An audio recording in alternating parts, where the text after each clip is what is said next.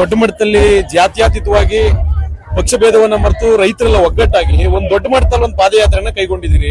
ಇದೆಲ್ಲ ಸುಮಾರು ದಿನಗಳಿಂದ ಪಾದಯಾತ್ರೆ ಇನ್ನೊಂದು ಪ್ರತಿಭಟನೆಗಳನ್ನ ಮಾಡ್ಕೊಂಡು ಬಂದ್ರು ಕೂಡ ಸರ್ಕಾರ ಇದ್ರ ಬಗ್ಗೆ ಗಮನನೇ ಹರಿಸ್ತಾ ಇಲ್ಲ.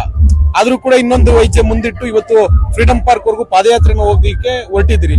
ಈ ಕಾರ್ಯಕ್ರಮದ ಬಗ್ಗೆ ಹೇಳೋದಾದ್ರೆ ಇವತ್ತೇನು ಬಿಡದಿಯ ಟೌನ್ಶಿಪ್ ವಿಚಾರವಾಗಿ ಸನ್ಮಾನ್ಯ ದೇವೇಗೌಡರ ಒಂದು ಮಾರ್ಗದರ್ಶನದಲ್ಲಿ ಸನ್ಮಾನ್ಯ ನಿಖಿಲ್ ಕುಮಾರಸ್ವಾಮಿ ಅವರ ಸಾರಥ್ಯದಲ್ಲಿ ಇವತ್ತೇನು ಈ ಒಂದು ಟೌನ್ಶಿಪ್ ನ ಕೈ ಬಿಡಬೇಕು ಅಂತ ಹೇಳಿ ಒಂದು ಹೋರಾಟವನ್ನ ಪ್ರಾರಂಭ ಮಾಡಿದ ಸಂದರ್ಭದಲ್ಲಿ 500 ದಿನಗಳ ನಿರಂತರ ಈ ಭಾಗದ ರೈತರು ಹೋರಾಟವನ್ನ ಹತ್ತಿಕ್ಕಲಿಕ್ಕೆ ಸರ್ಕಾರ ಪ್ರಯತ್ನ ಪಡುವಂತ ಸಂದರ್ಭದಲ್ಲಿ ಇದನ್ನ ತಾರೀಖಿಕ ತೆಗೆದುಕೊಂಡು ಹೋಗ್ಬೇಕು ಅನ್ನೋ ಒಂದು ತೀರ್ಮಾನ ಮಾಡಿ ಇವತ್ತು ಇಲ್ಲಿಂದ ಒಂದು ರೈತರ ಪರವಾದಂತ ಹೋರಾಟವನ್ನ ನಿಖಿಲ್ ಕುಮಾರಸ್ವಾಮಿ ಅವರು ಪ್ರಾರಂಭ ಮಾಡ್ತಾ ಇರುವಂತ ಸಂದರ್ಭದಲ್ಲಿ ಕುಣಿಗಲ್ ತಾಲೂಕಿನ ಸಮಗ್ರ ರೈತರು ಕೃಷಿಕರು ಇದಕ್ಕೆ ಬೆಂಬಲ ವ್ಯಕ್ತಪಡಿಸಿಕೊಂಡು ಅವರು ಇವತ್ತು 100 ಜನ ರೈತರು ಇದರಲ್ಲಿ ಪಾಲ್ಗೊಳ್ತಾ ಇರುವಂತ ಸಂದರ್ಭದಲ್ಲಿ ಅವ್ರಿಗೆ ಬೇಷರತ್ತಾಗಿ ಬೆಂಬಲವನ್ನು ವ್ಯಕ್ತಪಡಿಸೋ ಜೊತೆಗೆ ಇವತ್ತು ಈ ಸರ್ಕಾರ ಈ ಒಂದು ತೀರ್ಮಾನವನ್ನು ಮಾಡಿದೆ ಹೇಳ್ತಾರೆ ಕುಮಾರಸ್ವಾಮಿ ಅವರ ಕಲ್ಪನೆ ಇದು ಅಂತ ಹೇಳ್ತಾರೆ. ಹೌದು ಸ್ವಾಮಿ, ಒಂದು ಕಾರ್ಯಕ್ರಮ ಅಥವಾ ಒಂದು ಯೋಜನೆನ ರೂಪಿಸಬೇಕಾದಂತ ಸಂದರ್ಭದಲ್ಲಿ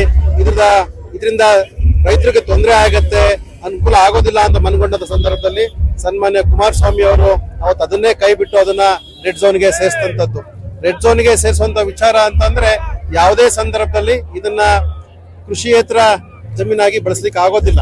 ಅದರಿಂದ ಇವತ್ತು ಕಾಂಗ್ರೆಸ್ ಸರ್ಕಾರದವರು ಇವತ್ತು ಒಂದು ರಿಯಲ್ ಎಸ್ಟೇಟ್ ದಂಧೆಯ ಒಂದು ಮಾಫಿಯಾಗೆ ಸ್ಪಂದಿಸಿಕೊಂಡು ಇವತ್ತು ಇದನ್ನ ತೆಗಿಲಿಕ್ಕೆ ಕೊಟ್ಟಂತ ಸಂದರ್ಭದಲ್ಲಿ ಈ ಒಂದು ಹೋರಾಟವನ್ನ ತಾರೀಖಿಕ ಹಂತಕ್ಕೆ ತೆಗೆದುಕೊಂಡು ಹೋಗ್ಲಿಕ್ಕೆ ಸನ್ಮಾನ್ಯ ದೇವೇಗೌಡರು ತೀರ್ಮಾನ ಮಾಡಿರೋದ್ರಿಂದ ಫ್ರೀಡಂ ಪಾರ್ಕ್ ವರೆಗೆ ಈ ಒಂದು ರೈತರ ಹೋರಾಟ ಭಾಗವಹಿಸಿ ಅಲ್ಲಿ ಎಷ್ಟರಲ್ಲಿ ಸರ್ಕಾರ ಸ್ಪಂದನೆ ಮಾಡದಲ್ಲೇ ಇದ್ರೆ ಮತ್ತೊಮ್ಮೆ ಈ ಒಂದು ಹೋರಾಟವನ್ನ ಯಾವ ರೂಪದಲ್ಲಿ ತೆಗೆದುಕೊಂಡು ಹೋಗ್ಬೇಕು ಅನ್ನೋಂಥದ್ದನ್ನ ಸನ್ಮಾನ್ಯ ಕುಮಾರಸ್ವಾಮಿ ಅವರು, ನಿಖಿಲ್ ಕುಮಾರಸ್ವಾಮಿ ಅವರು ಮತ್ತು ಸನ್ಮಾನ್ಯ ದೇವೇಗೌಡರ ಮಾರ್ಗದರ್ಶನದಲ್ಲಿ ಇದನ್ನೊಂದು ಹೋರಾಟವನ್ನ ಕೊನೆ ತನಕ ನಾವು ಮುಂದುವರ್ಸ್ಕೊಂಡು ಹೋಗ್ತೇವೆ.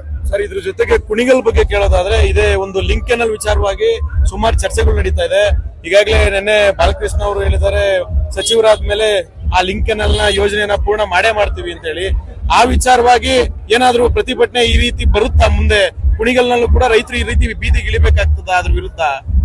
ಖಂಡಿತವಾಗ್ಲು ಇವತ್ತು ಏನು ಕುಣಿಗಲ್ ತಾಲೂಕಿಗೆ ಕಾಂಗ್ರೆಸ್ ಸರ್ಕಾರ ಬಂದ ಮೇಲೆ ನೀರಾವರಿ ಯೋಜನೆಗಳಿಗೆ ಆಗ್ತಿರುವಂತ ತಾರತಮ್ಯ ಅಥವಾ ವಂಚಿತನ ಏನಿದೆ ಅದನ್ನ ಪ್ರತಿಭಟಿಸಿ ವಿರುದ್ಧವಾಗಿ ಒಂದು ದೊಡ್ಡ ರೂಪದ ಒಂದು ರೈತರ ಹೋರಾಟವನ್ನ ಮುಂದಿನ ದಿನಗಳಲ್ಲಿ ಕುಣಿಗಲ್ ತಾಲೂಕಿಗೆ ವಂಚಿತ ಆಗುವಂತದ್ದು ತಡಿಲಿಕ್ಕೆ ನಾವು ಕಾರ್ಯಕ್ರಮವನ್ನ ಜಾರಿ ಖಂಡಿತ ಮಾಡೇ ಮಾಡ್ತೇವೆ.